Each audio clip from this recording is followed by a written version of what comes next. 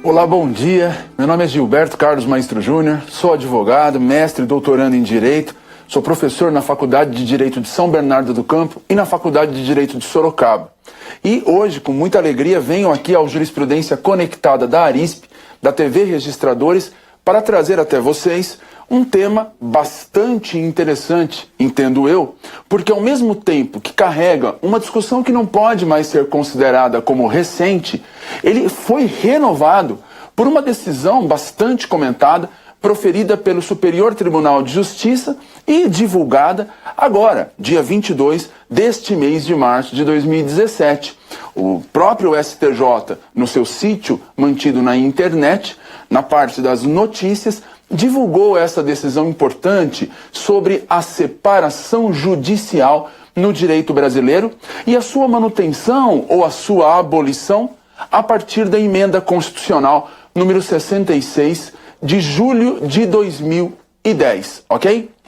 Então, vamos discutir esta decisão do STJ a partir de agora, aqui no Jurisprudência Comentada.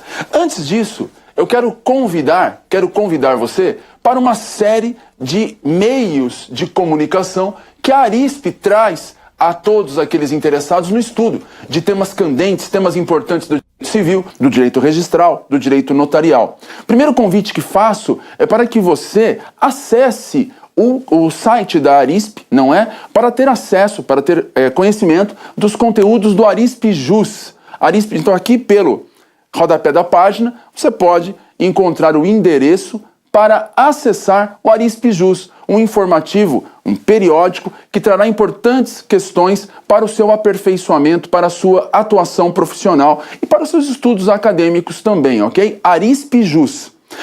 Aliás, hoje nós teremos a nova edição do Arisp Jus já disponível para consulta, para pesquisa.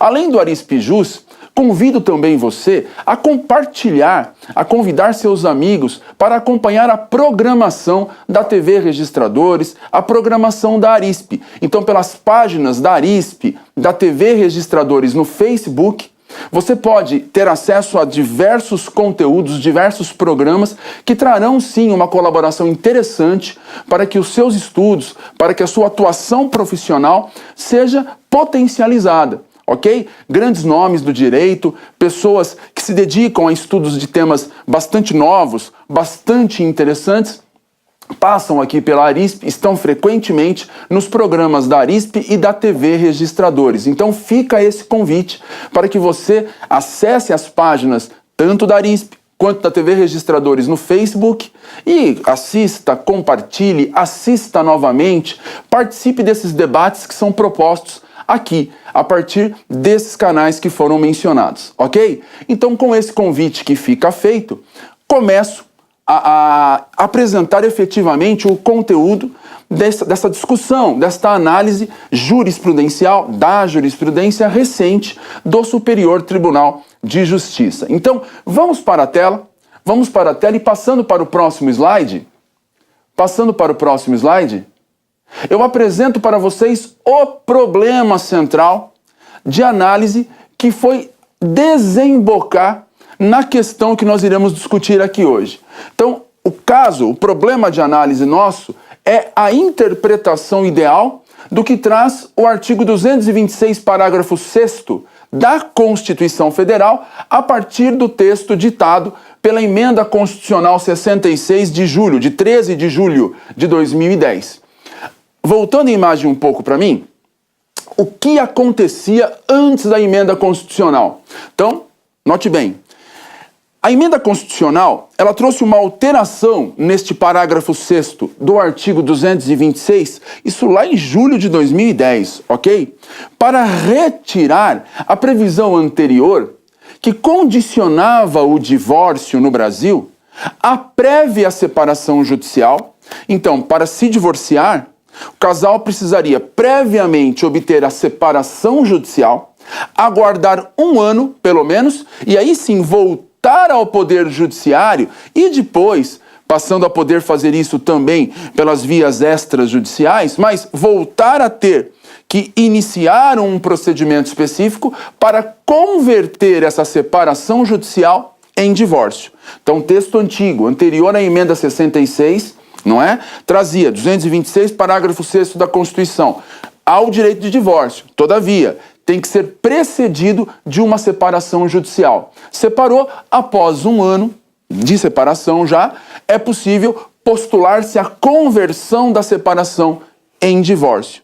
E continuava o texto constitucional, ao final, antes da emenda 66, trazendo que também, se o casal demonstrasse, comprovasse que já estava separado de fato há pelo menos 2 anos, poderia obter o que se chamava à época de divórcio direto. Então, a separação de fato prolongada, no mínimo 2 anos, ininterruptos, permitia o chamado divórcio direto, e a separação, e a separação judicial, isso mesmo, com pelo menos 1 ano após esta separação, permitia o chamado divórcio conversão. Qual foi a grande novidade trazida, então, pela emenda constitucional? A mudança deste texto do parágrafo 6º do artigo 226 para retirar todos esses requisitos do divórcio. Vamos de novo para a tela para analisarmos o nosso problema. Voltando para a tela, aqui até o slide anterior, por favor. Voltando para a tela, o texto do artigo 226, parágrafo 6º, pós-emenda 66, notem, deixou de trazer qualquer exigência prévia para o divórcio. O casamento civil pode ser dissolvido pelo divórcio, ok? Então, de novo em minha imagem, qual que é a conclusão que surge a partir desta mudança constitucional trazida pela emenda 66? Separação judicial não é mais uma etapa para o divórcio. E nem a necessidade de preenchimento de qualquer requisito temporal. Ou seja, eu não tenho que aguardar tempo nenhum. A qualquer tempo, basta a comprovação da condição de casados e a manifestação de vontade de qualquer dos cônjuges para que se possa obter o divórcio. Com isso, o divórcio passa a ser visto no sistema brasileiro pós-emenda 66 como um direito potestativo da pessoa casada. Ninguém é mais obrigado a permanecer casado. Ninguém é mais obrigado a continuar vivendo infeliz. Aquela questão do casamento que era desgastado, que sofre o desgaste e que somente poderia ser dissolvido se houvesse uma separação de fato de pelo menos 2 anos de duração, ininterrupta, ou então, se fosse provada a culpa ou qualquer outro elemento trazido na lei civil como condição prévia de uma separação judicial, que seria uma etapa para depois se obter o divórcio, teria caído por terra. Essa foi a posição majoritária na doutrina e na jurisprudência. Doutrina e jurisprudência passaram a apontar como praticamente certa a abolição da separação judicial do sistema brasileiro. E era a época da emenda 66, já festejada essa conclusão pela maioria da doutrina e da jurisprudência, no seguinte aspecto, ou pelo seguinte aspecto. A separação judicial, ela acabava sendo algo extremamente desgastante. Ora, para você que não quer mais manter o seu casamento, conseguir chegar ao divórcio, antes de qualquer coisa, deveria propor uma ação, teria que propor uma ação, ou, se fosse possível, obter-se o consenso, não é? Entre o casal para fim da separação, bem como, não existindo filhos menores ou incapazes, buscar os serviços extrajudiciais para fim dessa separação. Porque somente depois de 1 ano contado da separação judicial é que você poderia postular a conversão desta em divórcio. Ora, se de um lado a separação judicial resolvia em parte a situação do casal, e por que isso? Porque, a rigor, a separação judicial, de fato, rompe com alguns dos deveres, ou praticamente todos os deveres conjugais, no que tange à relação horizontal familiar, a relação entre os cônjuges. A própria lei é clara, ao trazer o Código Civil mesmo pontua, que a separação judicial rompe o dever de fidelidade, rompe o dever de coabitação, se é que nós podemos considerar a coabitação efetivamente um dever, rompe com o regime de bens. Todavia, a separação não rompe com o chamado vínculo matrimonial. É ser disso, sempre foi ser disso, que a separação judicial, ela fulminava a chamada sociedade conjugal, mas não o vínculo matrimonial. Qual que é a consequência prática disso, e jurídica também? A consequência é que você, embora esteja separado judicialmente, embora não tenha mais dever de coabitação, de fidelidade, haja o fulminamento dos efeitos do regime de bens, inclusive, embora tudo isso tenha ocorrido porque a sua sociedade conjugal foi extinta, você ainda não pode estabelecer um novo casamento. Exatamente isso. O separado judicialmente, porém pendente de divórcio, não poderia, e ainda não pode, casar-se novamente, porque somente o divórcio rompe o chamado vínculo matrimonial. No Brasil, o casamento é uma realidade monogâmica sucessiva. E por ser monogâmica, o estado de casado é considerado um impedimento matrimonial.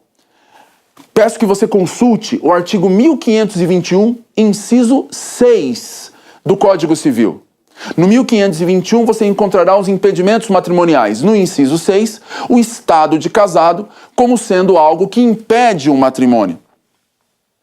Portanto, isso mostra para nós que quem é casado não pode se casar novamente antes de deixar de ser casado. O interessante no sistema que prevê a separação judicial como uma etapa para se chegar ao divórcio é que, ao prevê-la como um instituto voltado ao rompimento da sociedade conjugal, ele tira daquela pessoa casada o estado civil de casada, passando-a à condição de separada judicialmente. Todavia, acaba ainda por manter um empecilho, talvez injustificável, para a reconstrução da vida daquela pessoa que pretende se casar novamente. Porque a separação não rompe vínculo matrimonial, traz o sistema. Portanto, para me casar novamente, não basta o desgaste todo pelo qual se passou, ou pelo qual eu, no caso, passei no exemplo, para vir a me separar. Eu tenho que renovar esse desgaste adiante, postulando a conversão da minha separação em divórcio, ok? Ou então, para evitar tudo isso, eu devo passar para uma situação de fato, uma separação de fato, com os diversos malefícios que ela pode trazer, para somente depois disso, passados 2 anos, ok? Eu postular o decreto do meu divórcio diretamente. Era o que trazia a Constituição Federal e ainda hoje prevê o Código Civil e algumas leis no sistema infraconstitucional. Essa separação judicial como etapa do casamento. Separação judicial que normalmente pautava-se ou pela vontade dos cônjuges, ou quando não havia esse consenso, na indispensabilidade de comprovação, no mais das vezes, da culpa de um dos cônjuges pelo final da possibilidade de vida em comum, por essa ruptura. Tudo isso, é claro, né, a chamada separação-sanção, né? Tudo isso, é claro, decorre de um ranço religioso que nós encontramos na história do próprio casamento. Nós sabemos que o casamento no Brasil era religioso na origem. Digo mais, religioso e católico. Passado um tempo, tornou-se religioso. Pois somente com a República, eu estou falando de 1891, é que vem a lume a ideia de um casamento, de natureza civil, ok? De natureza civil. Então, o que acontece? Notem, a realidade do casamento civil surge no sistema republicano brasileiro já no início de busca de se tornar o Estado eminentemente laico, de se afastar a Igreja do Estado. Busca esta que, quanto ao casamento, acabou encontrando uma grande resistência, evidentemente, pelo fato de que, para muitas pessoas, o casamento realmente é um sacramento. Por isso, aliado à influência da Igreja, principalmente a Igreja Católica, no cenário político, mesmo depois do casamento tornar-se, já na era da República, um ato de natureza civil, afastando-se dele o caráter religioso, houve uma grande resistência, posso dizer de boa parcela da sociedade, a isso. Grande resistência porque, sob o ponto de vista religioso, o casamento não é um contrato, nenhuma instituição. Não se entra nessa discussão teórica da natureza jurídica do casamento. Sob o ponto de vista religioso, o casamento é um sacramento, é algo sagrado. E o que Deus uniu, o homem não separará. O casamento tem que ser monogâmico e vitalício, porque a lei humana, porque a lei dos homens não pode desfazer o que Deus uniu. Essa ideia religiosa, esse ranço, fez com que, durante muito tempo, não existisse divórcio com esta finalidade de rompimento do vínculo conjugal, permitindo um casamento posterior. Somente em 1977 se chegou à lei do divórcio e a essa possibilidade. Mas mesmo assim, para se aprovar o divórcio no Brasil, houve a necessidade de ceder-se às pressões, em especial religiosas, para fim de se manter uma situação intermediária, a tal separação judicial, com o argumento de que se as partes tivessem, se os cônjuges tivessem a possibilidade de primeiro romper a sociedade conjugal, separação judicial, para somente depois de um tempo terem o direito de convertê-la em divórcio, dar-se a esses a condição adequada para repensarem, para quiçá chegarem à reconciliação. Tanto é assim que o artigo 1577 do Código Civil traz para nós a possibilidade de reconciliação do casal separado. O separado judicialmente, o casal separado judicialmente, antes de decretar o divórcio, porque depois que decretar o divórcio, rompeu-se o vínculo conjugal, só casando de novo para voltarem ao estado de casados. Quem se separa judicialmente antes de converter-se essa separação em divórcio, ok? Tem a possibilidade de pleitear ao mesmo juízo que decretou a sua separação judicial, nos mesmos autos da separação judicial, o restabelecimento, a recondução ao estado de casado. Uma simples petição em conjunto das partes é o suficiente para que o mesmo juiz que decretou a separação do casal nos mesmos autos, no mesmo processo, restabeleça por decisão judicial aquela união, aquele casamento. Restabeleça da mesma forma que existia antes, inclusive com manutenção do regime de bens. Ok? Então nós não entraremos hoje em alteração de regime de bens, mas aqui é importante pontuar que o restabelecimento preserva até mesmo o regime de bens, porque eu restabeleço um casamento que já existia. Ok? Notem, a separação judicial, portanto, como uma etapa para o divórcio, que daria inclusive tempo aos cônjuges de repensar aquilo e voltar ao estado de casados como se nada tivesse acontecido. Tudo isso como pressão da ideia religiosa de que o casamento é indissolúvel, porque Deus uniu e o homem não deve separar. Ok?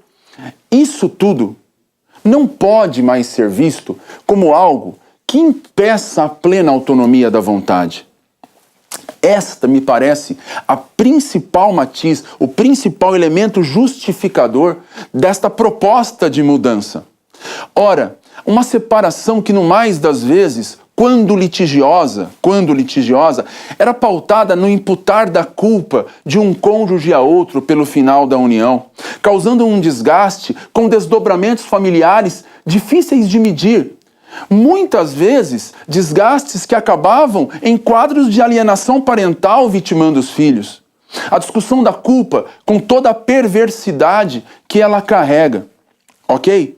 2. Uma separação judicial que se pauta numa ideia, num ranço religioso de se manter a todo custo uma união tida por sagrada, e realmente não vamos discutir.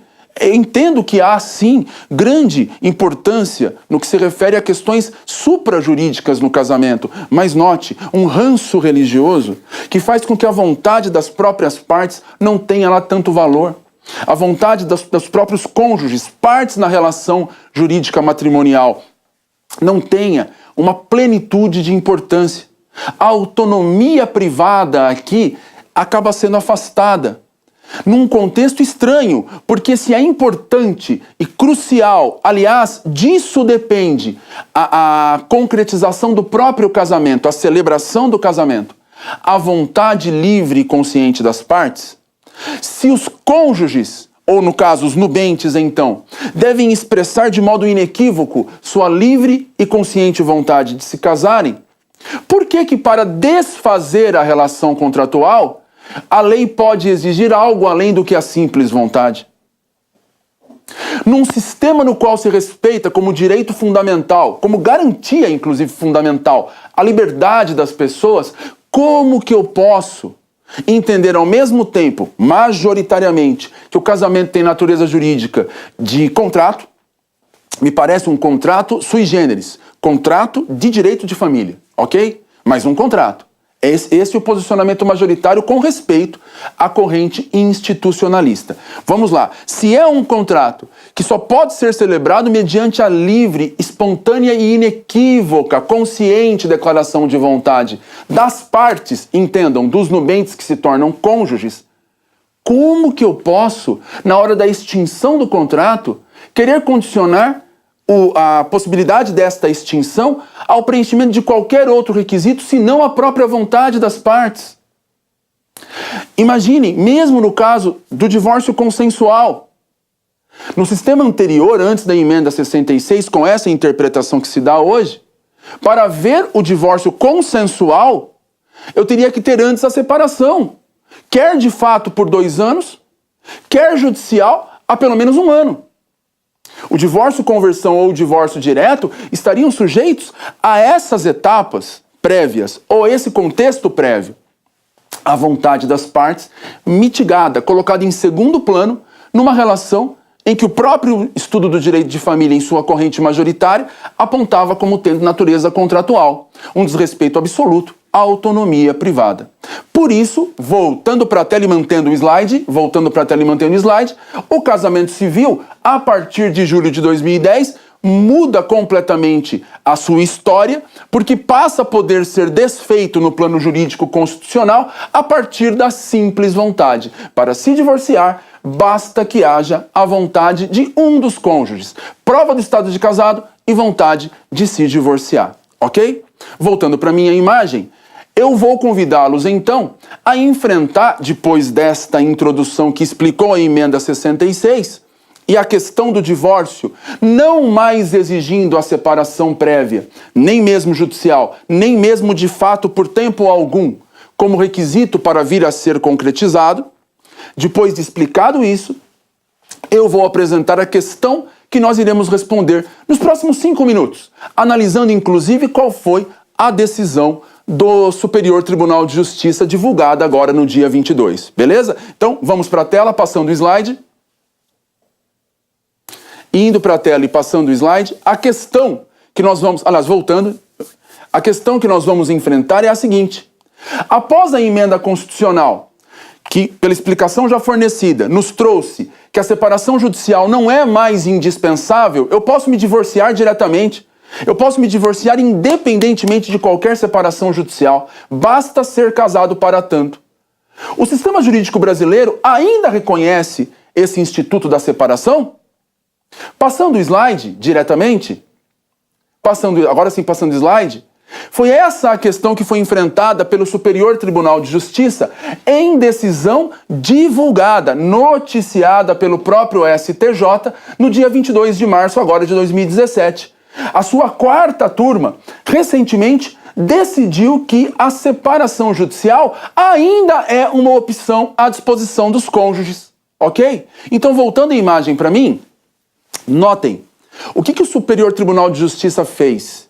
Ele se posicionou no seguinte sentido: muito bem, o divórcio realmente não depende mais de nenhum outro requisito senão vontade de qualquer um dos cônjuges e a prova de que são casados. Há casamento a desfazer, não quero mais continuar casado, pretendo o divórcio, a extinção da relação matrimonial. Ponto. Isso é fato. A emenda 66 trouxe essa novidade para nós. Todavia, isso não significa que desapareceu a separação judicial do sistema. Se os cônjuges ou o cônjuge preferir o caminho da separação judicial, ele pode trilhá-lo.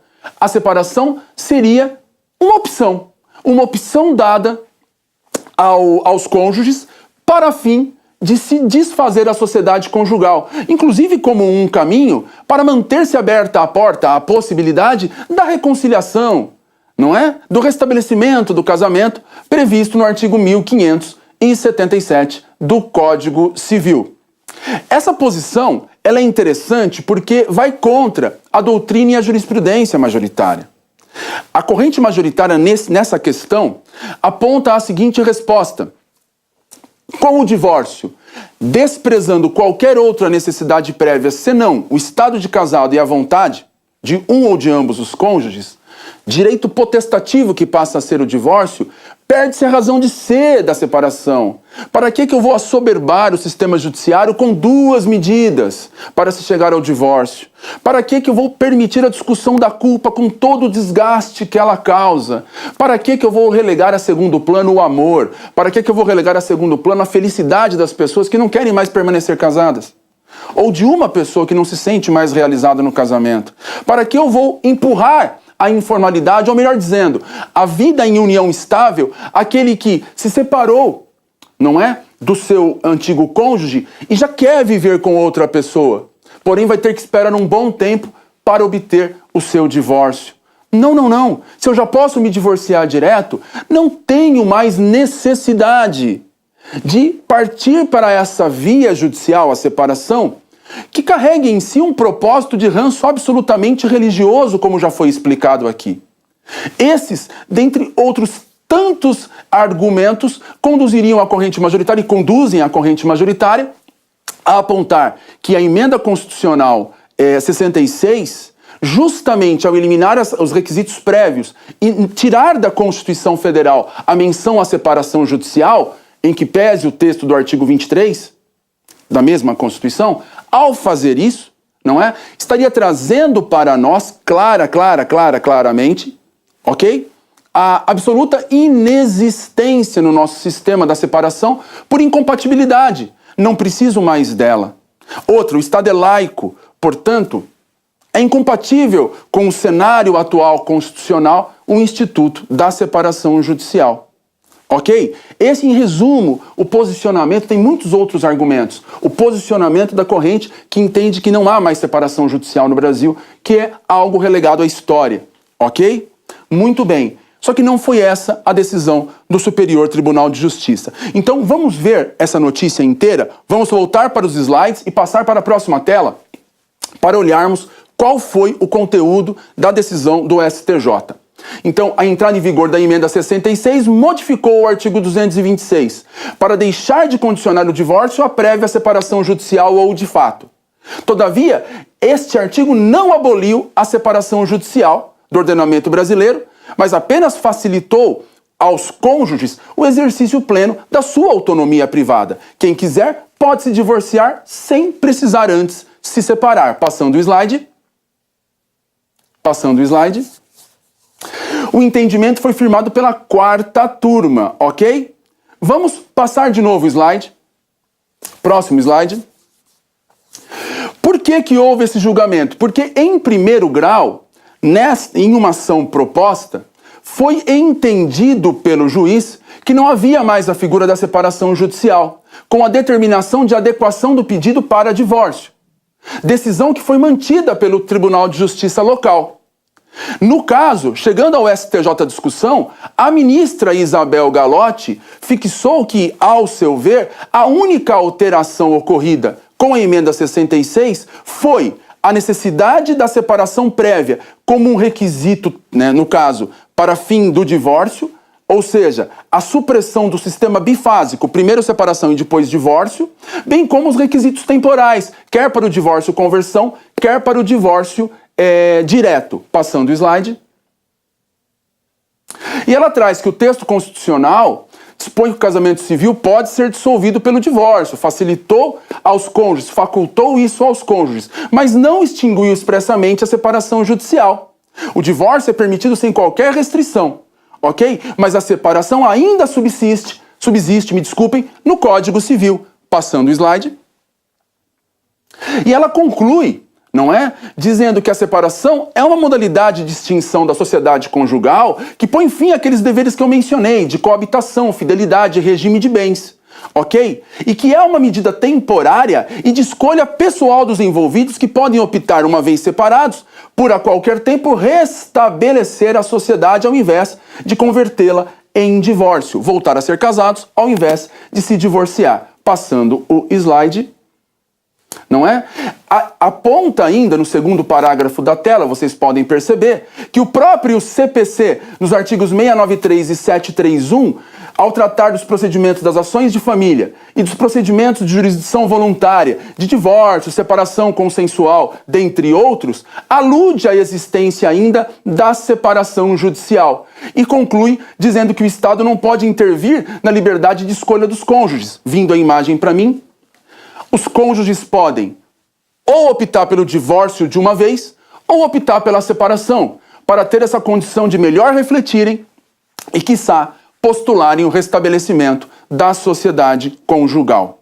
Eu encerro aqui a nossa análise da jurisprudência do STJ, dos julgados importantes para o estudo do direito de família e, dentre eles, selecionada essa questão, cujo número de processo foi ocultado em razão de tramitar em segredo de justiça o processo feito. O que acontece? Importante para fechar.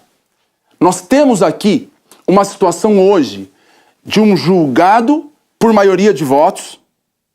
Ministro Salomão, Luiz Felipe Salomão, votou em outro sentido, mas um julgado que por maioria de votos afirmou permanecer existente no nosso sistema o instituto da separação judicial. De outro lado, uma corrente grandiosa, talvez claramente majoritária na jurisprudência e certamente majoritária na doutrina, dizendo o contrário. Pelos aspectos que aqui foram pontuados e por tantos outros, mostrando para nós que não há como se manter o entendimento de que a separação judicial ainda persista como um instituto coerente com o sistema constitucional brasileiro. Por isso, a importância de nos conectarmos a esse julgado e de apresentar a vocês para debate essa questão, ok? Apresentado isso, eu fico à disposição dos que estão nos assistindo, daqueles que vierem a nos assistir na sequência, para que nós possamos, em outras oportunidades, talvez, debater esse assunto. Faço o convite para que vocês pesquisem as decisões dos tribunais locais, decisões anteriores do próprio STJ, a decisão de 2014, por exemplo, da terceira turma, dizendo o quê? Dizendo o contrário, apontando que a separação realmente seria uma figura abolida do sistema, não é? Para que nós possamos enriquecer esse debate tão relevante, com aspectos absolutamente concretos, de impactos diretos nas formações e nas vidas das famílias, como aqui foi mencionado. Na felicidade das pessoas, que me parece, talvez, mereçam o respeito do sistema, no sentido de poderem optar pelo que é melhor para si. E aí, de um lado, nós teríamos a possibilidade de uma separação, de outro, do divórcio. Mas, ao mesmo tempo, pensando nos reflexos que a manutenção dessa discussão da culpa, algo que é inerente à separação-sanção, sem esquecermos da separação remédio e da separação falência também, ok? Mas a sanção, a mais comum, os impactos negativos no ambiente familiar, até mesmo para os filhos, que essa discussão da culpa acaba trazendo. Então, este talvez seja o grande problema que deva ser analisado, que deva ser enfrentado, para que nós possamos decidir por qual corrente deva merecer o prestígio, deva ser vitoriosa. A separação continua existindo no Brasil? STJ acabou de dizer que sim por decisão da quarta turma. Decisão respeitável. Os fundamentos são bons. Todavia, também merece uma análise à corrente contrária, que aponta como inadmissível essa conclusão, ok? Eu agradeço a todos que estão nos assistindo, não é? Há mais de centenas, mais de 100 pessoas conectadas aqui neste momento, a TV Registradores, a Arisp, nessa transmissão ao vivo, e a todos vocês que vierem a depois assistir também. Repito, compartilhem este vídeo, esta exposição na Jurisprudência Conectada. Acompanhem os demais quinzenalmente, Jurisprudência Conectada às 10h30 da manhã, pelos mesmos canais, e sejam felizes. É o que eu desejo a todos vocês. Que Deus abençoe e proteja a todos, e estejamos juntos, se Deus quiser, em outras oportunidades. Um grande abraço.